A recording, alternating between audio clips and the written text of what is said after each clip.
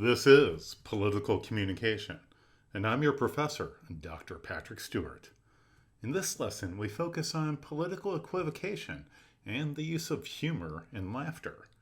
Humor and laughter is used by public figures to deflect difficult questions or make a point during their interactions with individual journalists and other public figures.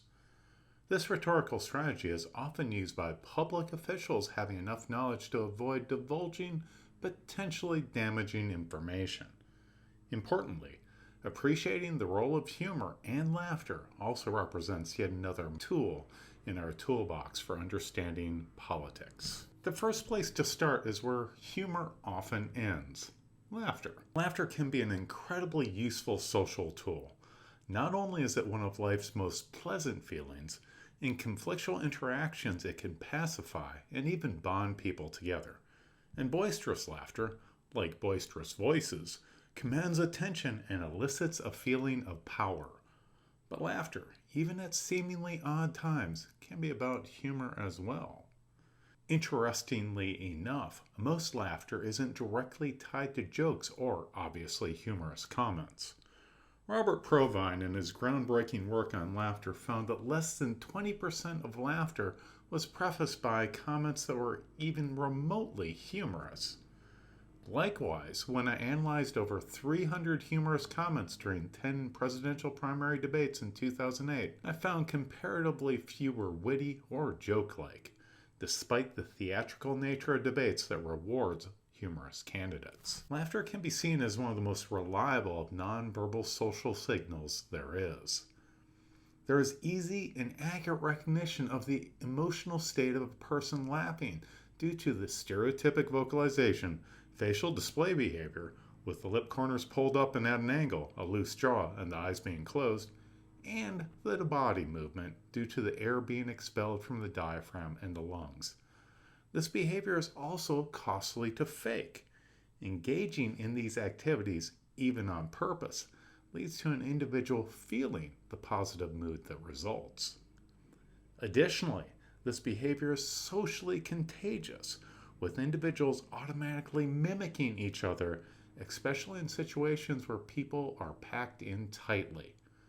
This synchronization builds group connections, but at the same time, it sets boundaries by establishing those people who do not think something is amusing enough to laugh at. This information, both physically and socially, is thus useful for more socially adept individuals as they make decisions about who to develop social connections with, and, most importantly, who to follow. The most obvious reason for laughing, especially loud and uproarious laughter, is to affect others. After all, we are more likely to laugh in the presence of others, and when others are laughing, we are more likely to catch this contagious feeling of mirthfulness and laugh ourselves, especially with people we relate to. This laughter, in turn, does multiple things.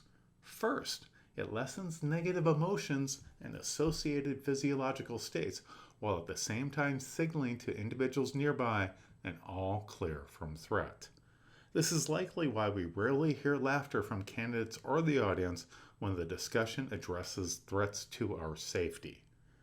At the same time, laughter may serve as a subtle signal for transitioning to another discussion topic. Research suggests that people informally discussing topics often change their topics within 30 seconds of laughter occurring. This in turn may be why people laugh off attacks and insults. Specifically, laughter signals that the person feels positive enough to be playful and laugh about a comment, while at the same time ever so subtly prompting a change in the conversation. When our leaders laugh, all these factors are accentuated. Not only do we pay more attention to our leaders and those who will potentially become our leaders, because we are more likely to find those we like and follow funny, the laughter of our leaders might be even more contagious than when it comes from other individuals. Indeed, there might be a connection between loud laughter and aspirations to lead.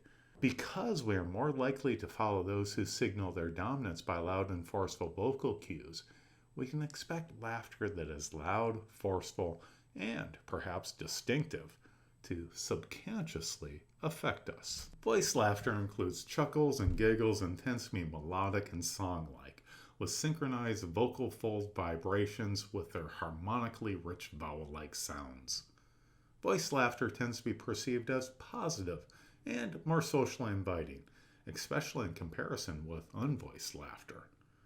Here's an example of voice laughter by Hillary Clinton during her 2008 New Hampshire Democratic Party presidential primary debate against Barack Obama and John Edwards.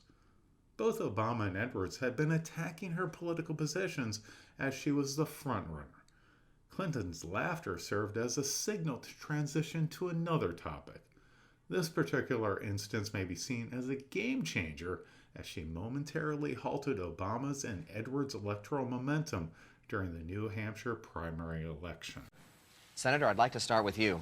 I was watching the exchange in the first half and saw what looked like a little bit of a double team that's probably going to have a lot of people talking tomorrow morning. Yeah, and you noticed. yeah, I did notice. And I'd like to ask you this. The University of New Hampshire Survey Center has been consistently trying to probe the minds of New Hampshire voters and get a sense of what they think about all of you. I'd be happy to report that the experience versus change debate seems to be sinking in. And what I'd like to get is to this. New Hampshire voters seem to believe that of those of you on this stage, you are the most experienced and the most electable. In terms of change, they see Senators Obama and Edwards as the agents of change in New Hampshire mindset. My question to you is simply this. What can you say to the voters of New Hampshire on this stage tonight who see your resume and like it, but are hesitating on the likability issue, where they seem to like Barack Obama more?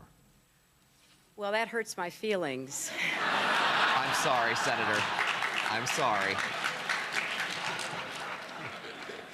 But I'll try to go on. He's very likable. I agree with that. I don't think I'm that bad. You're likable enough. Thank Hillary, you so no much. doubt. I appreciate that. Most importantly, unvoiced and voiced laughter provides information concerning the communicative intent of an individual and might be used in an unconscious fashion to mitigate or change the meaning of the previous utterance, especially when the conversational partner did not react to the utterance in the way that the speaker had expected. In this clip, we see unvoiced laughter, which is noise-based. Whisper-like vocalization includes grunts, cackles, and snorts. Their use here by John McCain during his Republican Party presidential primary debates against Mitt Romney suggests that these unvoiced laughs may signal aggression or, at least in other cases, anxiety. Indeed, unvoiced laughter may be considered a form of displacement behavior. No, that was quoted in AP. It happened to be wrong. Let me. Well, could I make my point? It was that does happen from time to time. But let me. When you It change does, actually. issues from positions on Senator- issues from time to time, you will get misquoted. Senator, is there a way to have this about issues and not about personal attacks? I hope so, because I think we have I some do, differences too. in issues.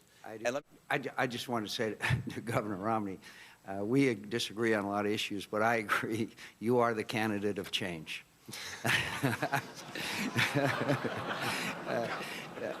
Look, the difference I would have with Senator Obama is got to do with national security. I know Senator Obama, and I've worked with him many times, and I respect him, as I respect Senator Clinton.